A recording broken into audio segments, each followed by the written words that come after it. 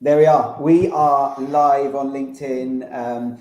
Hello to everyone who's joining us, whether you've registered before and you've been waiting with bated breath for this event, or whether you're catching us on your feed on LinkedIn unexpectedly this morning.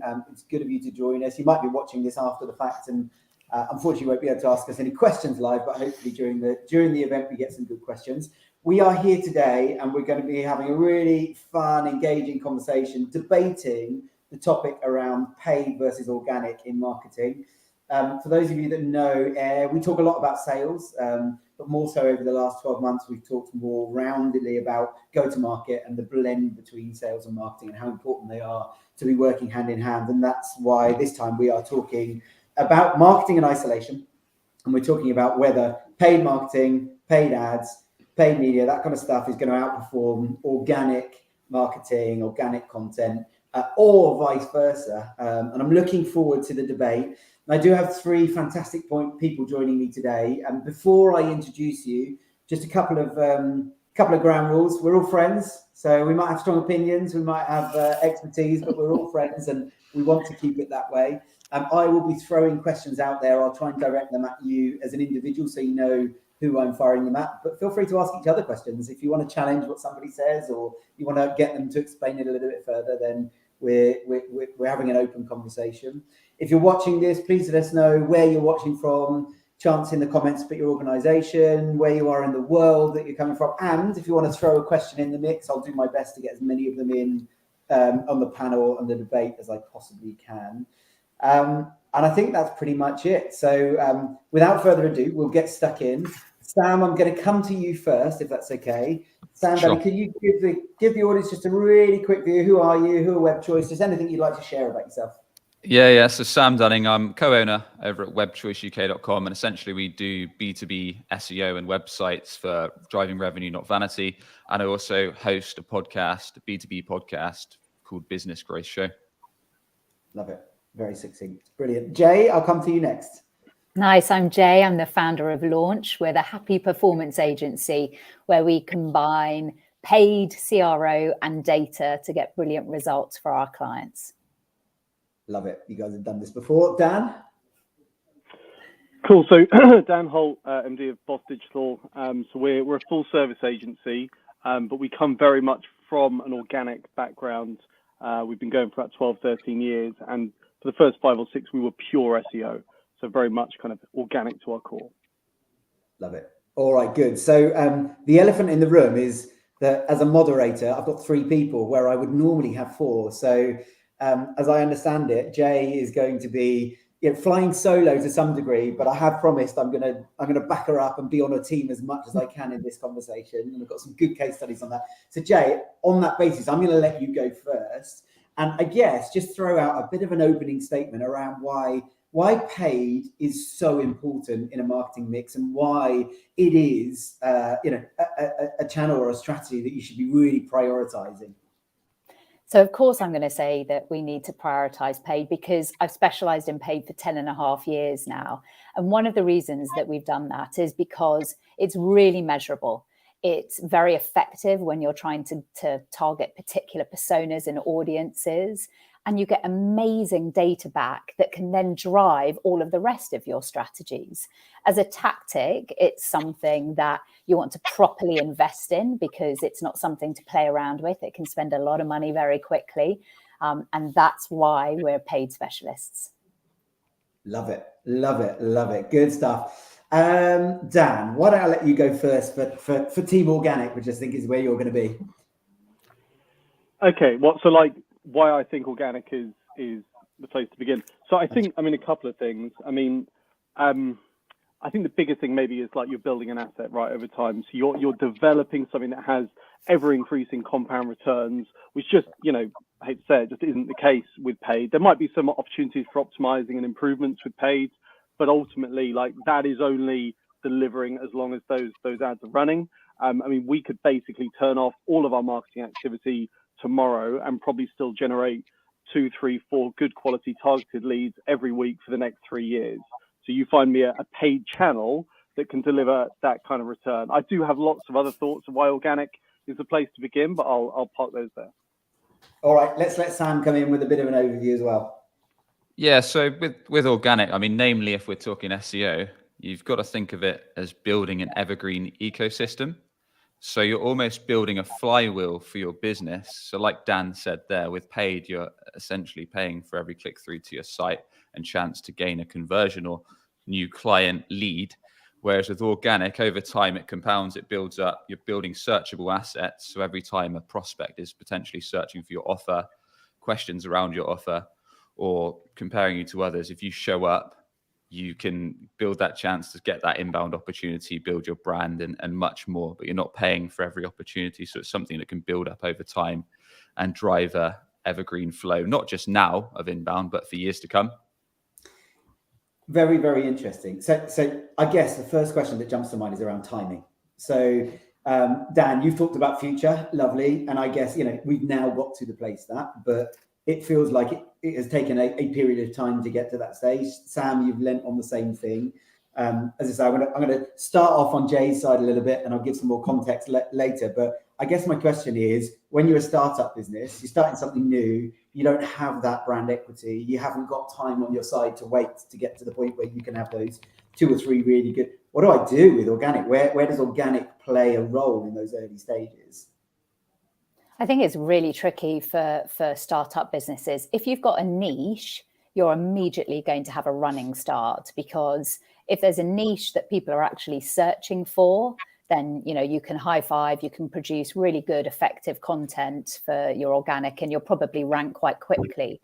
One of the things that's hard, though, if you're a startup and there aren't people searching for what you do, perhaps you're a brand new service or offering a brand new product that people don't even know they need yet, that's where paid comes in, because you're going to have to drive awareness that people need this product, that it exists.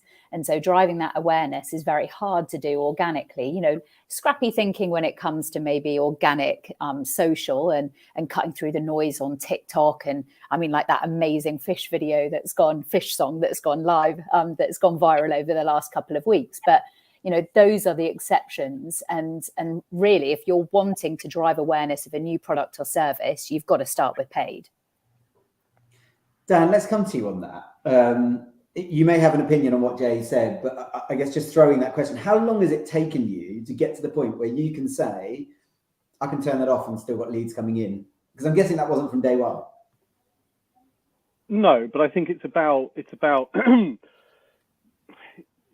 the aggression within your execution, and obviously that's all relative to the niche in which you're operating, right? So I think in a lot of spaces, even if it's unrealistic to think that you're going to compete for and I'm kind of focusing a little bit on SEO, of course, organic is not confined to SEO, but if let's say, for example, the short tail phrase is hyper competitive, going to take time to build the authority, going to take time to compete at the upper levels, but actually for longer tail phrases, if you are producing content at a ferocious rate, then actually I would argue you can start to see results pretty quickly in most spaces. The issue is that as with everything, it comes down to execution, and it's all very well, saying, well, we want to rank for these terms, we want to drive this traffic, but actually the proportion of companies that really go after that execution like a maniac, for a sustained period of time. And as I say, I think even within a few months you can see results, but that's a very, very small proportion of companies. Sam, anything to add on that point? Yeah, a fair bit. I mean, if we're talking about a B2B startup, the chances are, unless you've got a lot of cash behind you or you're extremely ambitious, you're probably not going to start a new category or a new sector. So the chances are the businesses that you're starting is in a known sector, aka people know about your solution. So if we're talking about Google, if we're talking about organic search, then yeah, typically it's not going to be instant click your fingers, you're ranking. At best, you're looking 2 to 3 months if you're going niche specific terms for high intent prospects that are directly searching for your solution. And when I say long tail, to wrap some context around that, you might go something like, I don't know, CRM for small businesses, something like that, or something a bit more longer tail rather than just CRM company, something that's very specific to your offer, or CRM for institutional financial organizations or something like that, where someone's searching it and quite literally needs your offer. If your website can convert, you can get the click through, you can get the lead. So that's kind of a Google perspective. But if we're talking organic, broadly speaking, then it's not confined to Google. So you've also got YouTube, where you can put out searchable content on there. You've also got LinkedIn, which is probably going to be your best bet from a B2B perspective to start getting organic awareness, build your brand, and start getting inbound. So if you can start putting out content on LinkedIn, if you start connecting with your ideal client profiles and start building an audience, start posting content around your niche, educating and entertaining the market, whilst organic search is building up, and if you're creating content on YouTube as well, then you can start seeing all about inbound even quicker, which I'm happy to dive into as and when. So if you took that example, if you took small, CRM for small business, so you're going to have 4 ads at the top. If you do a Google search for that, you're going to have 4 ads at the top at least. And then you're going to have HubSpot, and then you're going to have people talking about the pros and cons of HubSpot versus, you're talking like page 4, even for companies that have had a website for 10 years. How quickly do you think a brand new website with a brand new domain could actually rank on that when nobody's talking about them online? I mean, I'd say that's got to be at least a year. It's probably not the best example. I mean, what I'm trying to get at is you want to go long tail and specific. So like you say, CRM's a crowded space. Unless you went hyper specific, like CRM for some obscure term, like, I don't know, financial or startup finance companies or something like that, then you could. CRM's probably one of the most competitive search terms there is. Exactly. So you probably want to pick an industry out of CRM and go a bit more specific. That was more just so I could give the audience an example. And I was just being mean there. But you're exactly right. CRM, you were like, if I flip that to paid, you'd probably be paying about £50, $50 just to get a click through as well, wouldn't you? Yeah, absolutely, you would. At least you'd have traffic. At least you'd have traffic.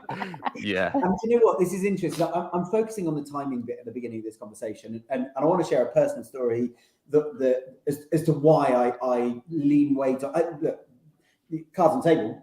Both, right?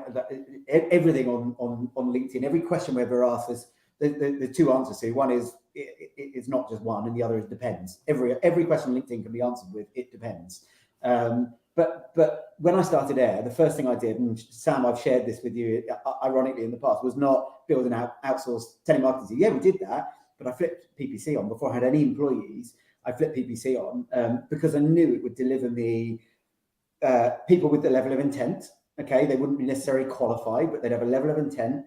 They'd have a shorter sales cycle compared to the stuff that we were doing on an outbound basis, and I needed to bring revenue in fast. And I knew I could start talking to people tomorrow, the day after. My argument at that point is it the most effective pound for pound spend over a longer period? Maybe not. But was it the fastest way that I could go and have a sales conversation tomorrow and the day after and the day after with people who had a level of intent? It felt like it to me at that time. And maybe I didn't do it the best way. No one ever does it perfectly, but it certainly worked for me in the early stages. It was why I'll always have an affinity with paid and the power it has in that early stage of the business. My gut tells me that if I'd have put that energy budget into organic, I wouldn't have been having those sales conversations in the first 3 weeks, 3 months. I'd have been waiting a lot longer. Now I might get a lot more brand equity and a lot more long-term value out of that. And I think that's an argument I will absolutely accept. But in those early stages of a business, I feel like paid has a really prominent space. Dan, I think you're desperate to come back at that. Yeah, I am. So I just think, right, like, one of the great things about organic is it forces you to put yourself in the shoes of the customer and think about what represents the perfect customer experience for them. And I hate to say it, but that probably isn't an aggressive squeeze page that forces me to give my data and then I get hammered over the phone for the next 3 days or via email, right? Whereas instead, if I'm creating the perfect content and the perfect user experience, I'm presenting that information in the most intuitive, comprehensive way. And of course, again, it goes beyond the website. But that as a philosophy, as a mindset, I feel like it forces you to answer really important questions as a business, such as what is your position in that market? A question that very, very few companies, B2B or otherwise, ever answer. And I think in the long term, not even in the long term, but in the medium term, I think you're far more likely to end up with higher conversion rates, greater customer lifetime value, improved viral coefficient. In other words, the degree to which one customer leads to other customers via referral. That all then means that you can spend a lot more acquiring customers in the first place, be it through paid ads, for example. Whereas I think if you're taking a very tactical approach from a paid ads perspective, like we know how competitive PPC is, for instance, right? It's been going for 20, 25 years, super competitive. unless you're in a pretty new niche.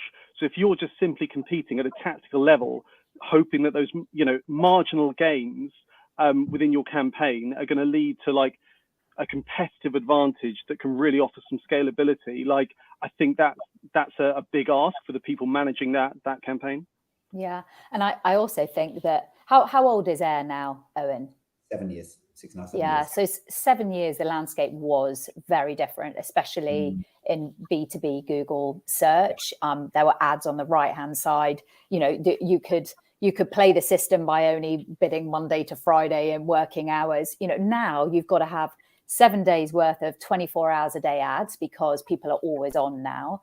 You've got to have a big enough daily budget that you can get those high quality, high cost per clicks through.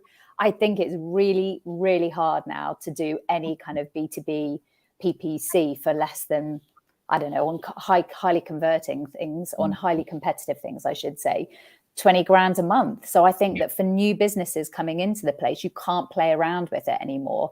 If your whole budget is gone in one daily click, if you've got a £20 a day budget, and one high quality click is £20, you're screwed. And then you don't have enough data coming in to feed the algorithm.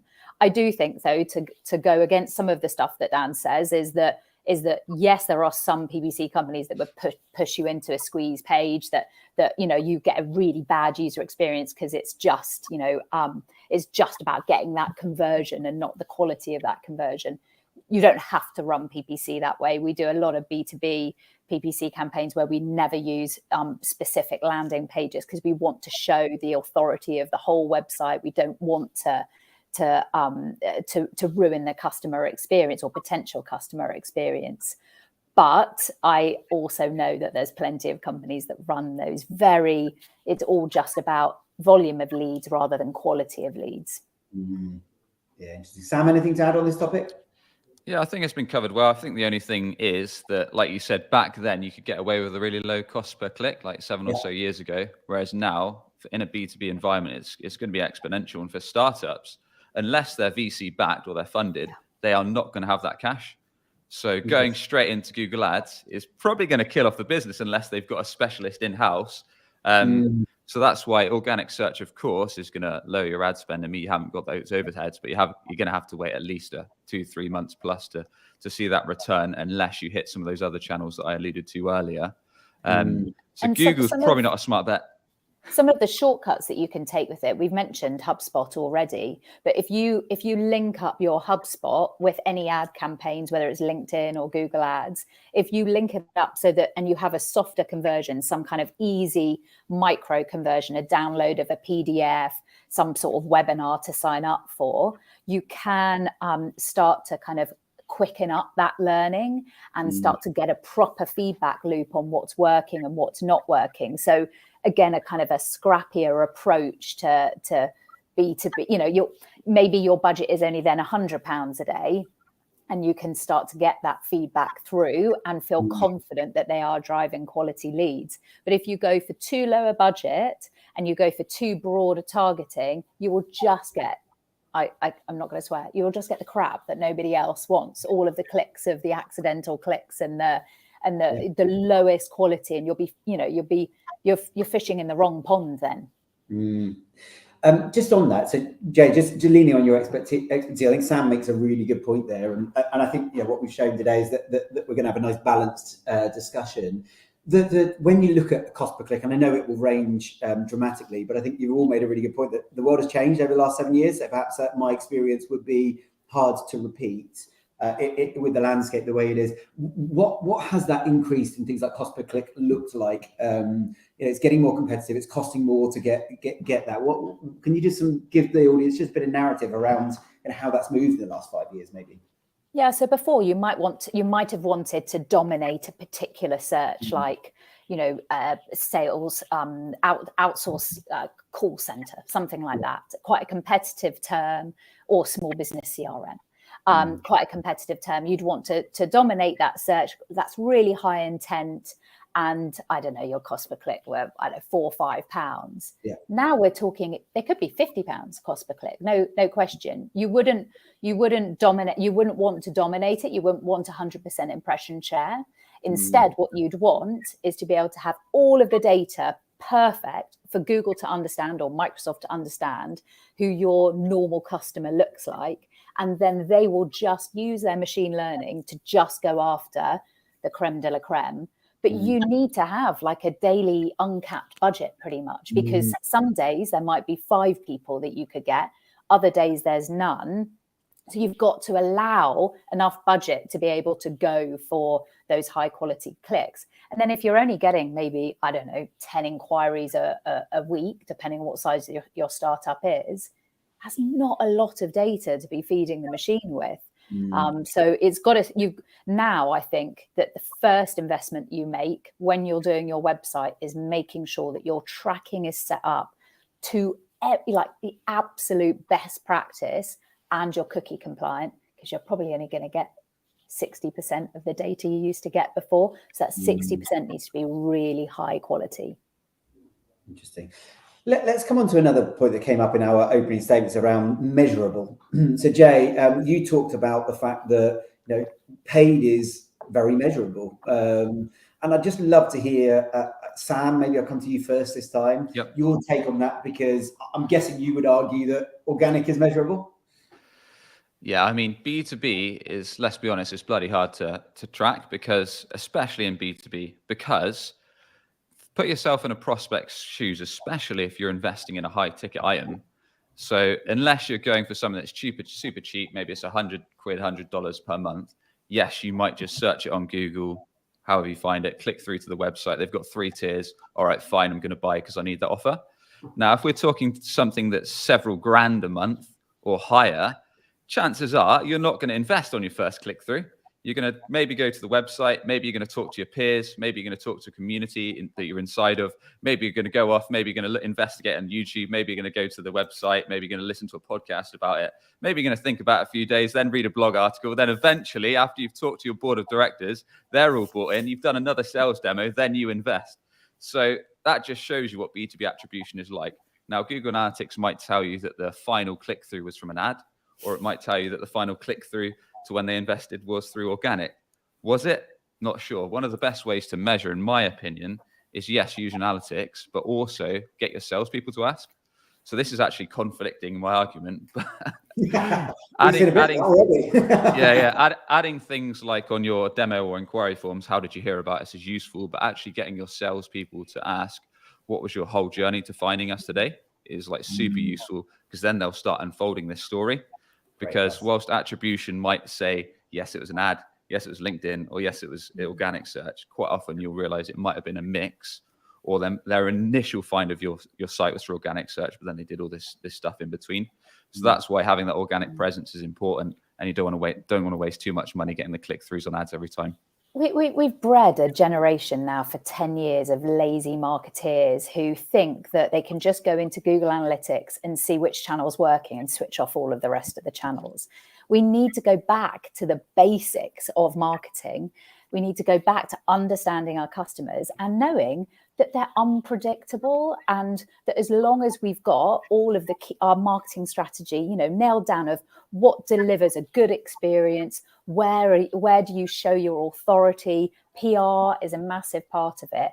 Even if you ask a customer where they heard about you, it might be, especially in B2B, it was their HR team that brought the software or the service to them, and it's really hard to kind of understand that. So having lots of client events where you can hear where these people hang out at, go back to some in-person tactics rather than just looking at your GA4 and saying, well, this is where all the people are coming from, because that's the equivalent of McDonald's saying that their most successful marketing is the poster on the door as you walk through a McDonald's, because that's the last click attribution. That's the last marketing piece before you go and order your McDonald's.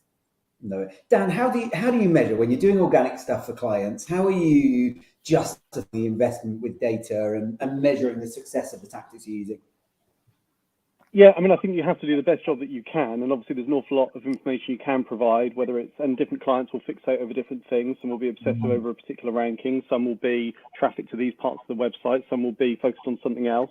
But yeah, I mean, to the points already raised, like attribution is an incredibly messy thing, and I think we've kind of like, I think in digital we maybe overestimated how simple it was, and digital is amazing because now we have all the information, and we just absolutely don't. I mean, people are increasingly referring to it as like dark social, aren't they? Which, as far as I can tell, is just another way of describing brand. But basically, it's really, really messy.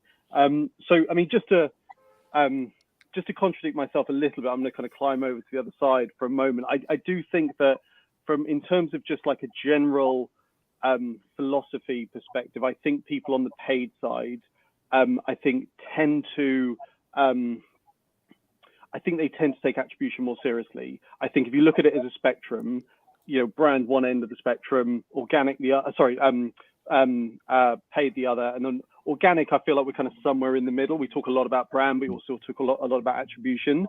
I feel like sometimes in organic, we are guilty of like hiding a little bit, and we are a bit like, oh, it's going to take 12 to 18 months, right? Well, actually, if we're super aggressive, like it shouldn't take 12 to 18 months. If you achieve nothing in your first 12 months, you're probably going to achieve nothing in your next 12 months, right? So I think I do like the accountability that exists within paid. And one of my favorite marketing videos of all time is Ogilvy from about 1,000 years ago, when he's talking about, and obviously he represented the brand community, but where basically he sits talking to a room full of direct response specialists, just slagging off brand and the lack of accountability, the lack of ownership, and saying, look, you're the guys who understand what's working. You know the messages that are resonating. You understand how much it costs for you to acquire a customer. And I suspect if David Ogilvy was around now, he'd be far more interested in things like PPC than he would be in the latest TikTok trend. Yeah, interesting. Go on, Jaye. Here's something that really splits the room. Do you bid on your brand? We do.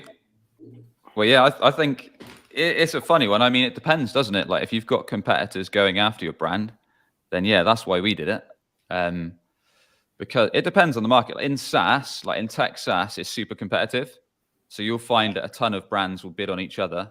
And there's a bit of a fine line between what is good to do and what's not, and how competitors go about it. Can you just talk to each other, have a conversation? Let's not bid on each other's brands. Would that work?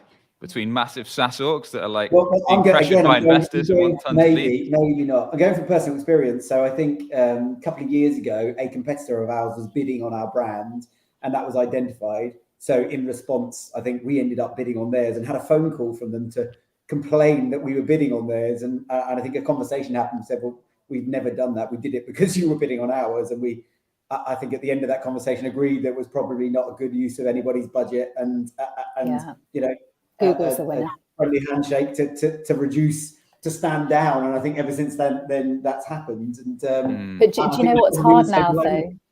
Sorry? Do you know what's hard now, Owen, is that your brand air marketing, you could just have a campaign going after, I don't know, marketing agencies and wherever, and people would show up against your brand air marketing because it has the word marketing in it. So this very blurring in the last 18 months or so, this blurring of keywords where you're really, you know, yes, you're putting in some keywords, but it's getting very broad now.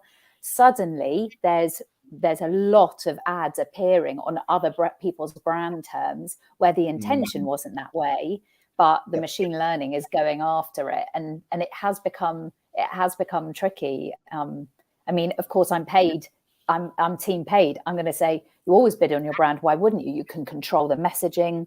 You can make sure that your brand looks as beautiful as possible. You get extra data points. But we often come up against, you know, the SEO teams who are like, you're decimating our organic traffic. You know, you're paying when you don't need to pay. I you know, like Sam said, it depends on the company, but Yeah, that's one negative, I suppose, about paid ads, is that you can just search all your competitors and then look at the ones that perhaps don't have other competitors putting an ad up, put your ad up against them, and then just put a quirky headline like want to save 50% against competitors, or want to 2x your leads compared to our main competitors. And you could, if they are comparing 2 to 3 vendors, which most B2B companies do, they might think, yeah, I'm going to go to this brand because I was going to click through this brand anyway, but because I've seen this competitor ad, I'm going to request a demo of them because they show up for that branded search. So that's one thing to bear in mind. I'm guessing that kind of stuff can get pretty expensive pretty quickly, though.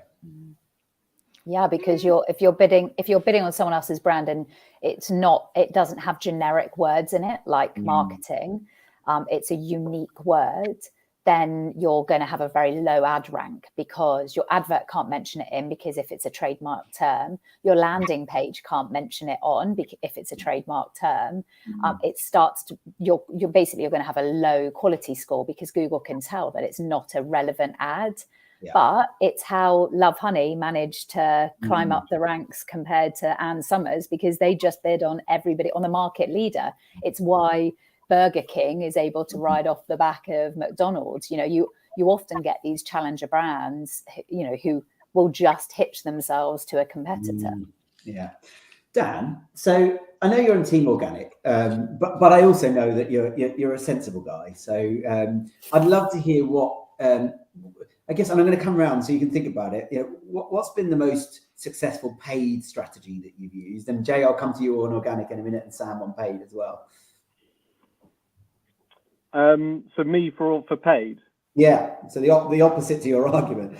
Yeah, I mean, in all honesty, so if you mean for ourselves, like the reality is we've been probably too dependent on SEO over the years, and we've actually tried quite hard to diversify from that in the last few years. So honestly, for ourselves, like, I mean, our big channels are basically SEO. Email is probably secondary.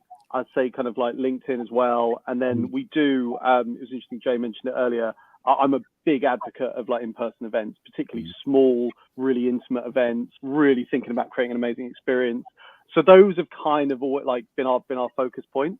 We've done very little paid for ourselves. For clients, lots of like successful paid ad campaigns over the years. I think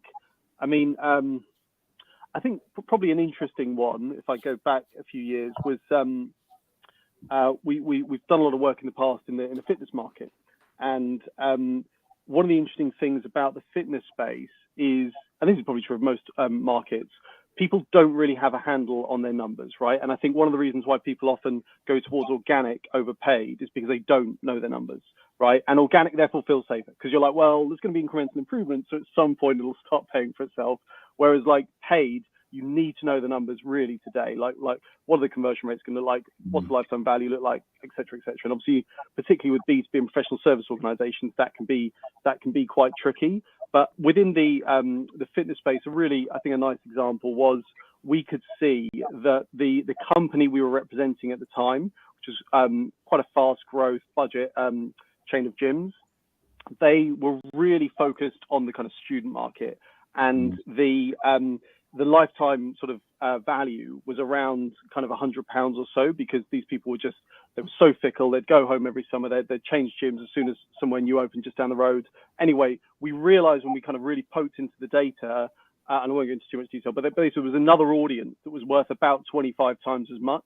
And actually at that moment, that was where like paid ads just came into its own, because it was just like, just push the button and instantly, like, we could justify within reason almost like any expense, because it was just like the number, it was just an absolute no-brainer. And when I think when you see companies really swamping a market quite quickly, really going aggressively, A, it's because they know their numbers, and B, it is almost invariably because they're quite aggressive from a paid perspective. Interesting. I've added a comment on there, see, but I've managed to get an auto typo, so I'm not going to change it, but I'm going to acknowledge it. Who's I'm doing it on my phone as we're going. Sam, coming to you on that. So paid strategy, something that's worked well for you. Ever done any? Yeah, I'll give you a tip. So like we talked about earlier, B2B ads, Google ads especially, can be extremely expensive, and it's not that viable if you're a small startup or a new startup with limited cash. So what I'd recommend instead is go to a review-based site that already gets a ton of traffic, as that's going to cost you a lot less. So, for example, in B2B tech, you've got sites like Clutch, you've got G2, you've got Capterra, there's a bunch of others, but quite literally search for your offer on Google. So if you're a LinkedIn ads agency, or if you're selling CRM for SaaS, if you're selling CRM for accountants, whatever you're offering, chances are you'll see one of these review sites in the top 3. It'll be G2, Capterra, whatever. They're already getting a ton of organic traffic. Those sites rank extremely well, annoyingly well, because they're always top, nearly always in most categories. So go to those sites. Paid or organic? Organic. But go to those sites, speak to an account manager, and you can get a decent amount of traffic through those. Basically, the way they work is they're aggregators. So they get loads of organic traffic because they've got so much content on their site. Right. So usually from anywhere about $1,000 a month, you can position yourself as a sponsored listing on these review sites. And yeah, you'll get a fair few leads off that. That's not a bad start if you're a B2B company, because you can literally pay for one of first, second, or third sponsored listing. That'll get you a steady trickle of leads for your first few months. And then when you're ready, perhaps whilst organic things like SEO, perhaps a podcast, perhaps you're building up a blog section, perhaps you're building up a podcast series, that'll get you some leads whilst you're doing other strategies. So that's something I'd recommend that's going to lower your cost per click and cost per acquisition in the early days. And then, Jaye, for you, Launch, I'm guessing, doesn't spend all of its marketing efforts and budget on paid alone. What are you finding is working for you on the organic side? I mean, controversially, I'm not sure that we've ever got a long-term client from paid. Interesting. Because I think that when you're buying paid media services, you've got to have a really trusting relationship with the client. It normally has come through recommendation, or it's, events where you're able to show your capability. Definitely, I'm with Sam on Clutch and Drum and awards. That's really, really important. But I don't think we even bid on PPC agencies because that's a very transactional search, and it's normally cheap, low budget. If you're going to trust us with $1 million+ spend a year, which is what our average customers now spend, you're going to want someone that has been recommended. The tip that I give on the organic side, because you want me to cross over to Team Organic, is if you're setting up a new company, or you've got a company that you want to push the growth for, do something worthwhile that's worth people talking about online. Offer good value content, be helpful, be kind, be generous, because if your story is good enough and you're offering enough value, the marketing will look after itself. But don't think that you're going to rank just for, we're another CRM provider, we are another. It's like trying to create another accommodation booking site. Booking.com have got it nailed. Airbnb have got it nailed. You've got to do something that disrupts the market. You've got to add value and really kind of cut through that noise if you want to get any traction organically. That's a great point. I think most businesses fail because they don't know the ideal client profile they're going after. They don't know the niches that they serve well. And as a result of that, they get cheap inquiries that perhaps stay for a few months and don't even drive solid revenue or profitable revenue for their business. It's like you said there, if you're going after PPC agency, SEO agency, or maybe to Owen's case, outsource sales, yes, you might get some leads. They're probably going to be comparing about 5 vendors, and they're going to probably want you to do it as cheap as chips. Whereas if you drill down into specific terms for the ideal client profile that you're going after, in our case, that might be SEO for SaaS businesses. Chances are most SaaS businesses have got funding behind them these days, so they've got a bit more cash, and they've usually got a marketing team that understands the value of what we do SEO. So I'd much rather drill down, be super specific with my search terms and the content that I'm creating. If that's SEO perspective, maybe a really detailed long form page that's going to rank well, that I'm going to one up my competitors in every way, so it does rank page 1, or likewise with PPC, put together a killer landing page to convert. If I know my ideal client profile, then I can understand and rank for all those niches, all those offers, because these clients have got money to spend with us. I don't want to go after generic terms and get small kind of fish. No, it's interesting. I'm just going to pause for a moment, if I may. Two things, Jaye, very hard to be on your team if you're going to throw us under the bus like that. Apologies, but that makes it really hard. But what it does highlight is that point earlier around, it always depends, right? And I think, you get a scenario where paid is absolutely the right thing to do, but ironically, it's organisations in a certain sector but for you in the sector that you're actually trading in, you might deliver that for other organisations, but not necessarily people in your sector. And I think, I guess that highlights the point that where it is, you've got to be smart about how you use any channel, and you can't do them all at 100%. You've got to pick the ones that are better suited at early stage, get you a fast start, but accept the compromises that come with that. And equally, if you're not investing in, say, the longer term stuff, then it might be harder in the future, but you might move a bit faster now. And I think that leads me on to something that I'd just like to get down. I'm going to come to you first on this, if that's okay. We've got one saying organic's winning, which is nice, and then we've got one coming in and saying that paid is slightly winning. We've got a 50% ratio so far. Dan, coming to you. There's been a lot of comments in this conversation, and I hear it a lot around paid. And I think the term paid is a dangerous one because it assumes that it's the only thing we pay for. But organic's not free, is it? No. I think it's a real issue, right? Like, I think very few companies go through the process of really mapping out the true expense of the activity they're investing in. And I think when it comes to like paid ads, it's very clear because it's like an additional optional variable cost for that month. So it's like, oh, we've spent 20 grand on this thing that we otherwise we didn't have to spend that money. Whereas like they could have 4 people producing content, and the opportunity cost of that, or their wages and overheads and everything else, they just don't work out the true cost.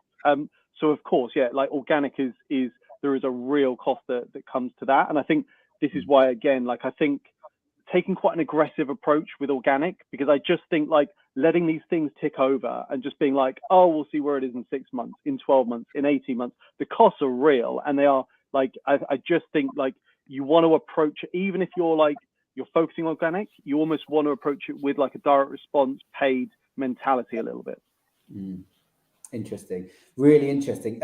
The commentary around that, having people internally, wages, is interesting, isn't it? So we get that a lot, albeit we're not talking about paid versus organic, we're talking about outbound in this case. But I'd imagine as agencies, you see a similar thing where the line on the P&L, which has a specific new thing that you enter against it, budget for PPC, budget for LinkedIn ads, budget for SEO agency, whatever it might be, has a totally different tolerance for failure than a wage, which is blended in with 50 other wages or whatever it might be, and isn't highlighting that one person too. So if you've got 3 people in your marketing team and all they're doing is producing content, running events, all those sorts of things, you're more likely to care about the cost of the venue of the event than you are the time that your team have put into getting people there, marketing it, building assets, building the campaign for it. It's like that stuff is free, and I see that all the time. You guys must see that the idea of organic stuff that doesn't have a budget specifically related is treated as if it doesn't cost anything. Yeah, and what's frustrating is even just budget lines. I know it's a reality of a P&L. Every channel has its own budget line, and that's how you're given your budgets for the year. But really, again, focusing back on what are the sales targets, who are the ideal customers, and what is the kind of customer lifetime value. What was that terminology what one of you used about the propensity for the person to then recommend you? That I thought that was a great your viral coefficient. I mean, say it again, because that is. Oh, your viral coefficient. It's a really interesting, like a fascinating area, I think. And like when you do the numbers on it, tiny changes in customer longevity or referrals lead to profoundly different outcomes in terms of the viability of that business. And if you get that formula right, then from a paid perspective, it becomes easy. It's like, it's not difficult to run a successful paid campaign when a customer's worth 5 times as much as it is to your competitors. But if you're kind of at the same level and you're just hoping to win on these kind of like incremental tactical wins, then like that's a tough gig. Because it's really frustrating to us as an agency. We're constantly having to talk about what the CPA is or the CPL or, the volume of leads. Really, we want to be having a conversation about, what does the business need to achieve? What are the goals? Even from a branding point of view, all of these things can play a part. But ultimately, because we're aligned on the P&L, we end up having to have those conversations. And where we want to go is to be able to work with perhaps a smaller number of clients that can have those more advanced conversations, and where CRO and data can play a much bigger part of it, because then paid suddenly becomes not just a short-term tactical, but a long-term business building channel. Sam, anything to add? Sorry, just one other thing. Oh, sorry, go on. No, go down, please. I was just going to say just one other thing on that. One that is a permanent frustration to me, but I've got to admit we're guilty of it as well as an agency, right? It's so easy to criticize and then do exactly the same things yourselves. Is I think a classic one is you invest in content. Again, it's because it's an overhead. You don't really think about the costs, right? If that piece of content has taken someone 10 hours and you're charging, I don't know, just let's say that you think they're worth £50 an hour, that's 500 quid that's gone into that piece of content, right? And then you don't have any paid activity to promote it, and it ends up being seen by 5 random people through some long tail search query over the next 3 years. Or you could have put 100 quid behind it and it could have been seen by 1,000 relevant people, and the cost per eyeball is suddenly 0.1% or whatever of what it would have been otherwise. But again, because it's seen as a variable kind of optional additional expense, it's just so much harder to get that sold. I think another issue is as well that marketers in general, perhaps the C-suite as well, want to see leads at the back end. And they know if they invest in paid, they can see leads. But what they'll rarely do is assess the quality of the leads and not only how many convert into customers, but how many convert into profitable customers that actually have decent lifetime value and are actually a customer that you enjoy working with and are helpful to your business. Whereas what you'll find with a lot of your organic prospects is, yes, the lifetime value will be higher. Not everyone, because I'd be kind of talking BS if I said that was always the case. But typically, from what I've seen from client trends, the clients that come through organic tend to last longer. They tend to be more profitable. And also, a lot of people understand that when you're on a Google results page, that people are paying to be at the top. So a lot of companies place more trust in businesses that have worked their way up organically up the ladder in terms of click-through. So that's a few things to bear in mind. And obviously, as we've talked about, organic's going to drive down that cost per click over time if it's done right. So why is that? Why? I think I can guess, but I don't want to. Why do clients last longer? Why are they more profitable if they come through organic? Have we got any data behind that, or is that is that one of those sort of industry things that we just accept? I think they've probably come through a search query that is more informational, and you have then transacted with them and you've given helpful information. How do I do something with my CRM, whatever, insert words here. And then you send them to an informational page where they're able to learn, probably watch a video. I mean, we really must remember video, YouTube, or the organic side of that is super, super powerful. And really, yeah, I mean, totally, and really underutilized. And so they have then managed to then get value from you as a business. So they feel slightly more indebted to you. Whereas if they've clicked straight through on an ad, made an inquiry, to actually then get them over the line to a demo or whatever, whatever that next step is, it means that you're selling to them. Whereas the organic people are buying from you. I think as well, just one thing I'd add to that is I think, and I don't know if you guys know Marcus Sheridan, but he does some great stuff on this and the whole they ask you answer philosophy. But I think again that organic mentality where you're just being forced to consider more about your customer and ask what does the perfect customer experience look like, and that includes delivery, that includes the entire thing. Yeah. I think that's just likely to lead to a better outcome, even if some of those people have come to you actually via paid channels. Agreed. Just two things I want to just do. So Daniel said, it's been an interesting debate, handled well both sides of the fence. Remiss of me if I don't add thought on one point that was touched upon. Brands shouldn't sit at one end of the spectrum when qualifying alternative routes. That's not its role. It's not an alternative. It should sit above, informing both sides of the fence. That is a really fantastic point. Oh, we've got a couple of paid votes and another organic one coming in now as well, which is lovely. Go on, Jaye. I think Daniel's point is a really, really good one there. And especially when it comes to social advertising, brand is a massive, massive part of that. That's an education piece that we do every day with our clients. Yeah. Airbnb, I think it's one of the LinkedIn pieces of content at the moment. Airbnb have invested much more in their brand over the past 2 years. Not only have I seen that from a client perspective, companies who compete against Airbnb, we've noticed that the paid listings are much cheaper now that Airbnb have dropped out a lot of those auctions, but they are now really establishing themselves as a strong brand. And that's a really good example where that doesn't necessarily have, go whether paid or organic, because they'll be putting lots of paid behind that. Yeah. But they really got to grips with who they were as a company, why people were transacting with them, and what they wanted people to feel rather than do. Interesting, very interesting. I just want to touch on one thing really quickly around the role that each plays in the process as well, because you talked there about, I know, Sam, you were talking earlier about the B2B piece and the mix of channels and the experience through the sales process. And I think probably for us, it's fair to say. So the reason I asked about like profitability of client, our longest serving client who spends the most with us every single year came through originally a PPC ad, right? So they were a PPC client, our first year of business. They're still with us now. They spend a lot of money with us every year. And they literally did what is the most rudimentary way of finding an agency. Type it in, right? Outsource sales company, telemarketing, whatever they did. And they got to us. I'd have to go back and look at the exact term that they used. But I tell you what, from that point onwards, paid didn't play a role, right? As soon as they were in talking to us, it was the content that we produced. It was the credibility that we had through things like this, the videos. It was the case studies. It was the content going out on our socials that took them over that 2-3 month sales cycle, took them from, this is a company I want to have a conversation with. Paid did its job in that case. But then it was all the organic stuff that got them from that very first conversation through to, these guys are the guys we want to work with and we want to buy from. Paid didn't play a role after that point. I'd just be interested to get your thoughts on that, kind of where it sits in the process and maybe just accepting that neither will do everything for you.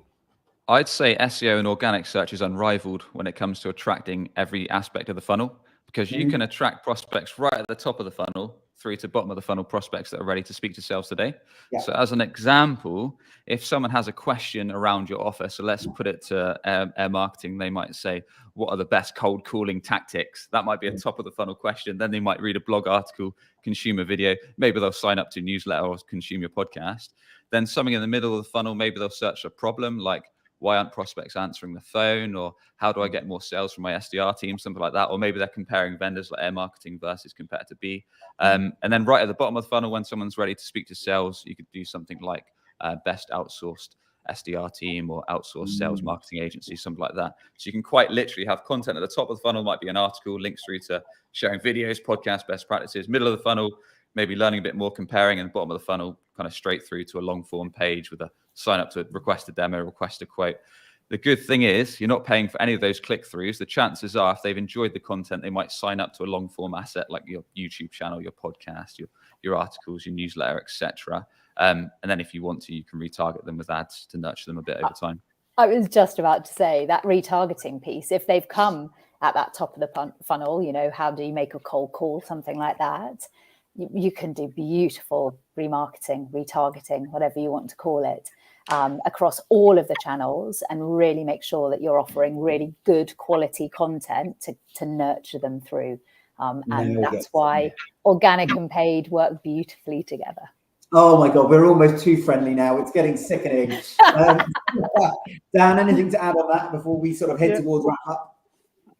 I think the challenges, so I agree with all of that. And I think some really good points well made. I think a lot of it goes back to what we were talking about earlier about the impossibility of attribution, and these things are so messy. And I do agree with Sam's point. I think SEO is probably about as close as it gets to kind of doing the whole piece, but even then, it's so difficult to really understand what that journey's look like. And I think the challenge then is there's then a temptation to be like, well, we kind of then need to do everything. We need to do paid, we need to do SEO, we need to do email, we need to do social, we need to do video, we need to do events, and brilliant. In like a perfect world, of course we would do those things. But the hard fact is that when you look at the most successful campaigns, it's Pareto's law. Invariably, they are 80% of the success will be derived from one or two channels, right? So identifying what those two channels are and doing them better than anybody else in your market is going to lead to a better destination than just doing 7 things quite well. So there is a bit of a conflict there, right? Yes, it's messy. Yes, it's multi-channel, but at the same time, we need to at some point identify a focus area and really double down on execution. I've no idea who Mary is, but let's see how Mary handles this debate in her next chapter, Dan Holt. Oh, sorry, that's my little comic thing, yeah. Love it. Well, guys, we've got a few minutes left, and I would absolutely love to just give each of you the opportunity just to, I guess, just say, who do you guys help? Who can you help? And how can people get in touch with you if they want to talk to you? I think you've all added some really great insight to this conversation. Dan, I'll come to you first, if that's okay. So what kind of companies do we work with? I mean, principally, so we do quite a bit of B2B, like Sam, and a lot of professional services, who are a particular nightmare, I would say, when it comes to things like understanding their numbers. But I think one of the nice things about those worlds is a little bit of creative ambition in some very otherwise creatively malnourished spaces can go a very, very long way. So we do enjoy working in those markets. We do a lot with charities. And then our third market would be health and fitness. Love it. And best way to get in touch with you if they want to have a chat? Yeah, LinkedIn is good. Nice. Jaye, you're next. Hit me up on LinkedIn. I'm on there far too frequently. And we work with businesses spending £500,000 a year or more on advertising, and that really care that their data is good, great quality, that they're able to use that to build a business sustainably, and that they're doing it with purpose and with passion and want to work with a collaborative agency that puts happiness at the heart of what we do. Lovely. Sam? Yep. If you want free SEO and B2B marketing tips, then check out my podcast, Business Growth Show, with solo episodes, and I interview guest marketing leaders. Otherwise, if you're perhaps a bit tired of seeing competitors above you on organic search on Google, or maybe you're investing in ads or SEO and your website isn't converting those hard-earned visitors into a steady flow of qualified sales ops, give us a shout. It's webchoiceuk.com. Lovely. You're all so slick. Well done. Love it. I just want to say, like, normally in the debate, I'd probably make an announcement of a winning team, but I think we've all been so friendly today and got along so well and been happy to jump over the fence and back over that I think we probably would all agree that whilst both have their benefits, we should be looking, any business should be looking and considering both strategies and writing them off based on the sector they're in and based on what works for them and the data that produces back. But some fantastic examples as to where to really put focus into both of them. So I'm going to leave it as a draw for the sake of today, which is very unlike my normal personality. But I will leave it as a draw and accept that they're both really, really great strategies. Thank you to all three of you for joining us today. Thank you to the audience for the questions and the comments and for joining us and watching this video. I'll say goodbye for now. Thank you all. Thanks, everyone. Cheers, guys. Cheers. Bye.